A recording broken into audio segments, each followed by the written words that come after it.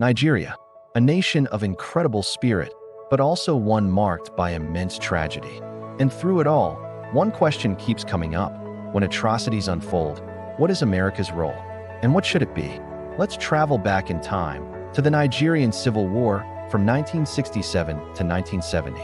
The eastern region declared independence, calling itself the Republic of Biafra. What followed was a brutal conflict and a devastating blockade by the Nigerian government. In the besieged Igbo regions, a horrifying famine took hold. Millions, mostly women and children, faced starvation. The world was shocked by images of skeletal children, a humanitarian disaster of epic proportions. So, where was the United States in all this? Officially, the U.S. declared neutrality. They wanted to avoid getting entangled in what they saw as an internal Nigerian conflict. Washington emphasized humanitarian aid over political intervention. The official policy was clear: stay out of the fight, but help the victims. Food, medicine, and relief supplies were sent. But was that the whole story? Behind the scenes, the reality was far more complex. Declassified documents from the era paint a different picture. In private memos, President Richard Nixon expressed deep personal anguish over the suffering. He once wrote, "I hope the Biafrans survive." This reveals a conflict between public policy, which prioritized Nigerian unity, and private sentiment, which was horrified by the human cost. This calculated neutrality during the Biafran War set a precedent, one that would echo for decades to come. Fast forward to the 21st century. A new horror emerges in northeastern Nigeria, Boko Haram.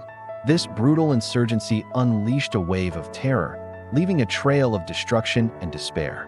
Let's look at just 1 week in 2015. On March 24th, in the town of Damasak in Borno State, militants stormed a school and abducted over 400 women and children. It was a terrifying echo of the Chibok abductions a year earlier.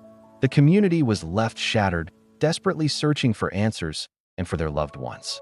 Just 3 days later, on March 27th, the Nigerian army managed to recapture the town of Gwoza, which Boko Haram had declared its caliphate headquarters. But the victory was grim. As soldiers secured the area, they made a horrific discovery: mass graves, filled with the victims of the militants' reign of terror. The scale of the violence was staggering. The world condemned the attacks, and promises of help came pouring in. The United States offered support. They provided intelligence, military training for Nigerian forces, and humanitarian aid for the millions displaced by the conflict. The Bring Back Our Girls campaign went viral, with global figures, including those in the U.S., calling for action. On the surface, it seemed like a clear commitment to help Nigeria defeat this menace. But for those living through the nightmare, the promises felt hollow. On the ground, frustration and a sense of abandonment grew. Imagine being the father of a missing girl, hearing reports of international support. One such father shared his despair, saying, "American, France, China, they say they are helping, but on the ground we don't see anything." For him, and for many others, the global outcry didn't translate into the tangible action they so desperately needed to bring their children home and secure their communities. The help felt distant, abstract, and ultimately ineffective in the face of their daily reality of fear and loss. So we see a pattern. From the calculated neutrality in Biafra to the perceived slow response against Boko Haram, America's role in Nigeria's darkest hours is a complicated tapestry. It's a story woven with threads of geopolitical strategy, public declarations of support, and the very real, very human consequences for the people caught in the crossfire. The official policies often seem at odds with the urgent needs of the victims. In the 1960s, the priority was preserving Nigeria as a single state, even at a terrible human cost. Decades later, while the rhetoric shifted to fighting terror, the effectiveness of the intervention was questioned by those who needed it most. This raises difficult questions. What is the true responsibility of a global power in the face of such crises? Is non-interference a moral stance or a political calculation? And when help is offered, how can it be made truly effective for the people it's meant to save?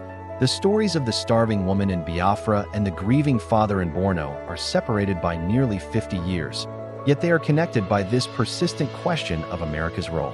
It's a story with no easy answers, one that challenges us to think about the complex intersection of policy, politics, and the profound human impact of decisions made thousands of miles away. As Nigeria continues to navigate its challenges, the world, and America, continues to watch, and the debate over the right way to respond is far from over. Thank you for watching. If you found this exploration thought-provoking, please like this video and subscribe for more deep dives into complex global issues. See you next time.